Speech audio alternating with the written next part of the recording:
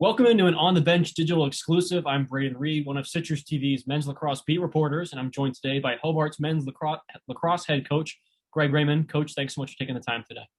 You got it, buddy. You guys have competed with some of the better teams in the country out of the gate this year so far. You beat Lehigh, then played Cornell very close. What do you think you guys do so well that allows you to, like I said, not only compete with, but beat some of these better teams in the country? Well, I think we prepare well. We've got an experienced group, a group that values an everyday experience and a Monday to Friday scenario over maybe not over, but just as important as a Saturday scenario. So we've developed a good discipline to not only work hard but execute well prior to the game starts. So it's an experienced group, Braden, with a lot of great leadership. So we lean hard on that, and I think they've shown the ability to execute at a level that shows our practice effort day to day. Absolutely. And I mentioned the top teams. You guys are right there in terms of getting into that territory, right on the cusp of jumping into that top 20, got a few votes, and really becoming a ranked team. You guys are close to that point. What do you think is going to be key for you guys to really make that jump and get your name into the conversation as one of the best 20 teams in the country? Yeah, I mean, for lack of a more intelligent answer, winning. We got to find a way to beat quality teams and to have sustainable wins going into late April and early May here. So, fortunately, we're playing a conference with some high caliber opponents. So, I think a win with Syracuse would provide us a great balance and a very very callous mind and very callous bodies going into conference play. So, we got to find a way to close out games, to play four quarters, put them together, and continue to win down the stretch here.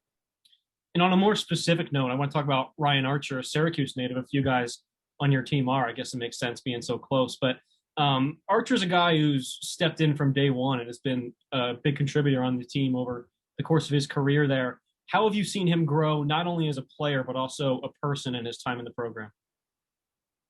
Oh wow, man! How much time do you have? He's, I mean, Braden, he's as good as they come in terms of just full dive in commitment. He's been such a joy and a pleasure to coach since he's been here because of his willingness to do what you ask and his willingness to do what we ask him.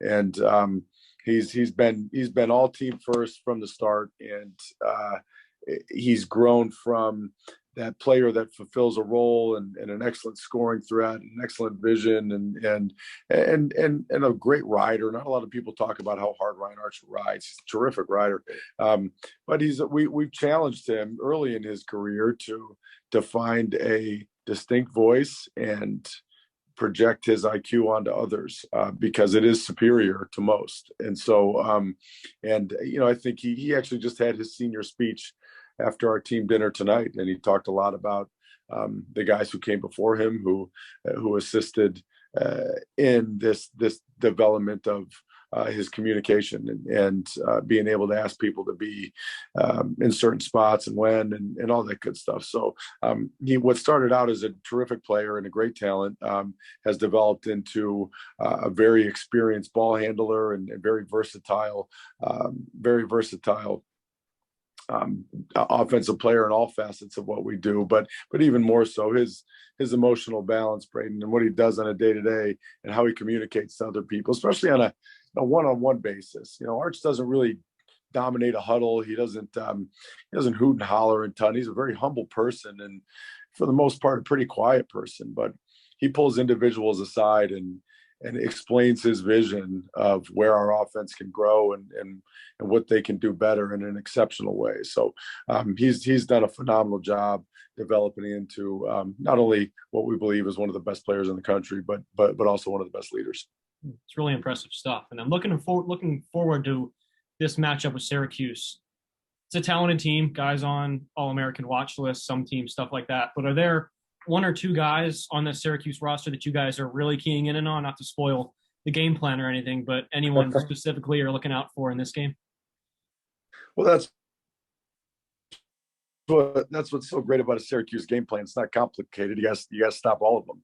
So at any time, they have scoring threats and just kind of tremendous ability to make a dynamic impact on the offensive end of the field. So I think when you look at Dordovic and Curry, these guys that jump off the page, they're great players, but I think we're going to have to neutralize their faceoff guy, and I think Fob is a difference maker in the game because of what they're capable of offensively if they have the ball a lot. So for us, it's going to be, can we chop up their runs a little bit? Can we chop up their goals and make sure we have great possessions in between those? So for us, it's making sure that he doesn't get in the groove that the gentleman at the faceoff makes, because he's a great talent. Absolutely. And after a year off of this matchup with Syracuse, Kraus Simmons Trophy on the line, as a smaller school at Hobart, what's the experience coming to the Dome, playing in a building like that in front of that kind of crowd? What's that experience like for a team like you guys? The Battle of Thermopylae, brother. 50 guys versus 50,000. So but we got a tremendous fan base. We always travel well to that place. It's right down the road. I think a couple of years ago,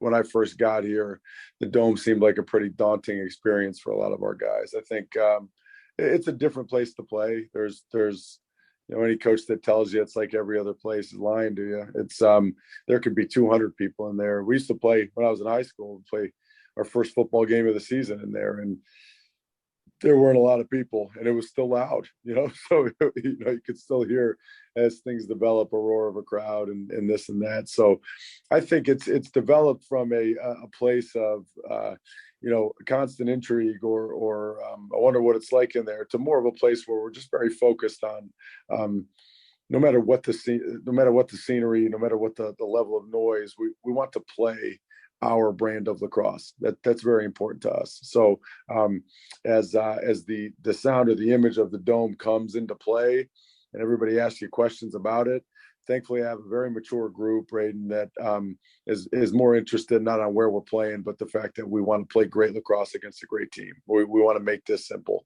and not complicated. So that's where our head's at and what we're hopeful for tomorrow. Great. All right, Coach, that about does it. Syracuse takes on Hobart today at 4 p.m. in the Carrier Dome. Coach Raymond, thanks again for taking the time. Thank you, brother.